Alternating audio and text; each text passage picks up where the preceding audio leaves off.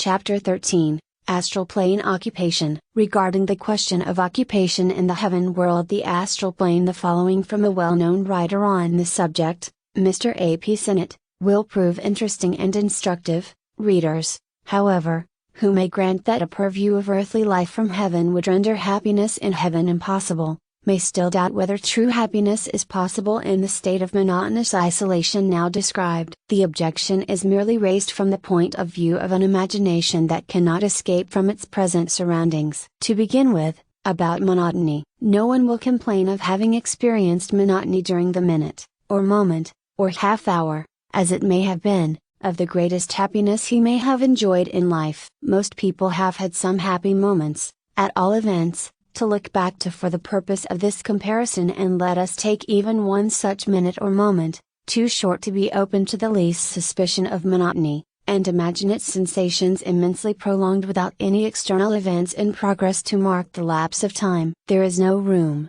in such a condition of things, for the conception of weariness. The unalloyed, unchangeable sensation of intense happiness goes on, not forever, because the causes which have produced it are not infinite themselves, but for very long periods of time, until the efficient impulse has exhausted itself. Another high authority on the subject, quoted by Sinnett, says, the moral and spiritual qualities have to find a field in which their energies can expand themselves. Devakan, the higher astral plane, is such a field. Hence, all the great planes of moral reform, of intellectual research into abstract principles of nature, all the divine, spiritual, aspirations that so fill the brightest part of life, in Devakan come to fruition, and the abstract entity occupies itself in this inner world, also of its own preparation, in enjoying the effects of the grand beneficial spiritual causes sown in life. It lives a purely and spiritually conscious existence, a dream of realistic vividness, until karma,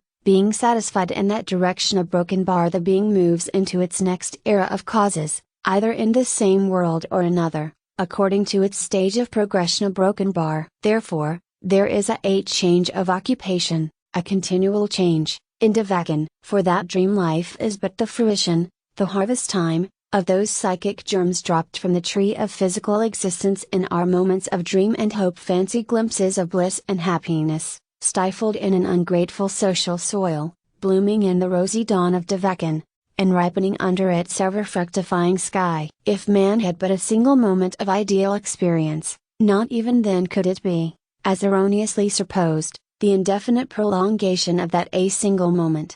That one note struck from the lyre of life, would form the keynote of the being's subjective state, and work out into numberless harmonic tones and semitones of psychic phantasmagoria. There all unrealized hopes, aspirations and dreams, become fully realized, and the dreams of the objective become the realities of the subjective existence. And there, beyond the curtain of Maya, its vaporous and deceptive appearances are perceived by the initiate, who has learned the great secret how to penetrate thus deep into the arcana of being. The same authority continues to object to this on the ground that one is thus cheated by nature, and to call it a delusive sensation of enjoyment which has no reality is to show oneself utterly unfit to comprehend the conditions of life and being outside of our material existence. For how can the same distinction be made in Devakan that is outside of the conditions of earth life between what we call a reality, and a fictitious or an artificial counterfeit of the same, in this, our world? The same principle cannot apply to the two sets of conditions. A broken bar, the spiritual soul has no substance. A broken bar, nor is it confined to one place with a limited horizon of perceptions around it. Therefore, whether in or out of its mortal body,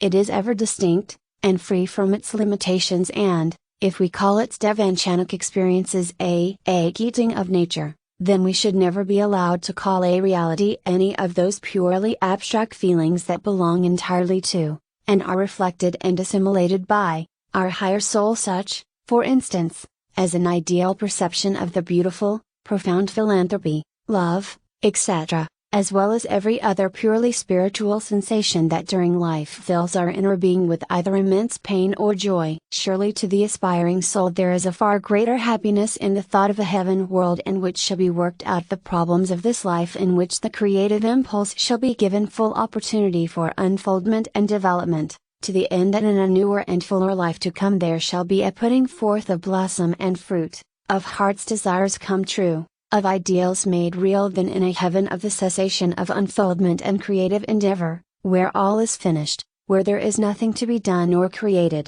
where there is no occupation but to fold hands and enjoy the bliss of eternal idleness. The creative instinct is from the very heart of nature herself, the throbbing of her own life blood, for nature is ever at work, creating, doing, performing, becoming, making, achieving forever, and ever, on, and on, and on, without ceasing, rising from greater to greater achievement, as the eons of time fly by. Verily this alone is life, and all other life is living death, a land where none but phantoms dwell, a wind, a sound, a breath, a voice, the tinkling of the camel's bell. And yet so grounded in materiality is the world of men, that they would speak of the heaven world of the higher astral plane as a mirage, a mere dream, a phantasm. They consider nothing real unless it is on the material plane. Poor mortals, they do not realize that, at the last, there can be nothing more unreal, more dreamlike, more transitory,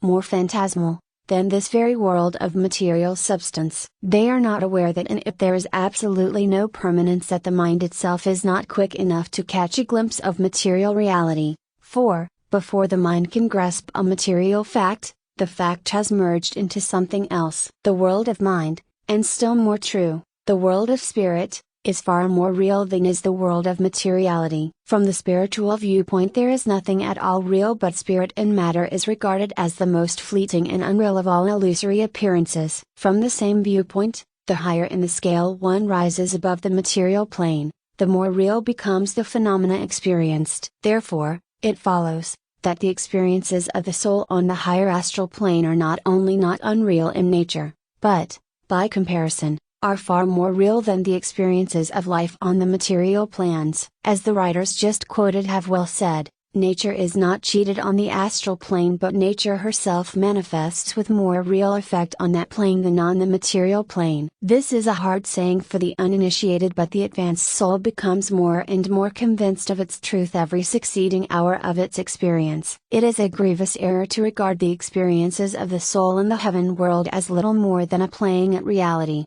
as some materialistic critics has termed it. One has but to turn to the experiences even of the earth life to see that some of the world's best work is performed in the hours other than those employed in the actual fashioning of the things. There are times in the everyday life of the most active workers of the world which may be called the ideal period, that is, the time in which the mind creates and forms that which is afterward manifested in material form. There has never been a building, nor a bridge, nor any other great work of human hands, erected, unless first it has been created in the mind of some man or men. It has had its first existence in the creative faculties of the mind. The material building is merely the reproduction of the mental creation. This, being remembered, which shall we consider the real creation, the mental or the material? The soul, in its activities on the higher astral plane, performs a work similar to that of the mind of the inventor, designer, builder, when it fashions and designs that which will afterward be objectified in material form. It may be called the period or stage of forming the model,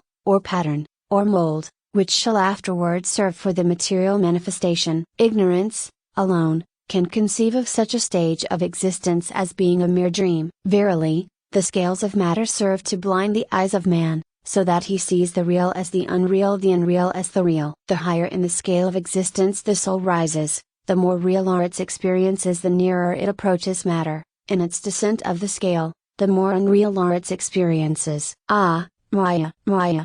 Thou mother of illusion, when shall we learn to rise above thy spell? Those who play in the clay, are besmeared by it, and can see nothing finer and higher than its sticky substance.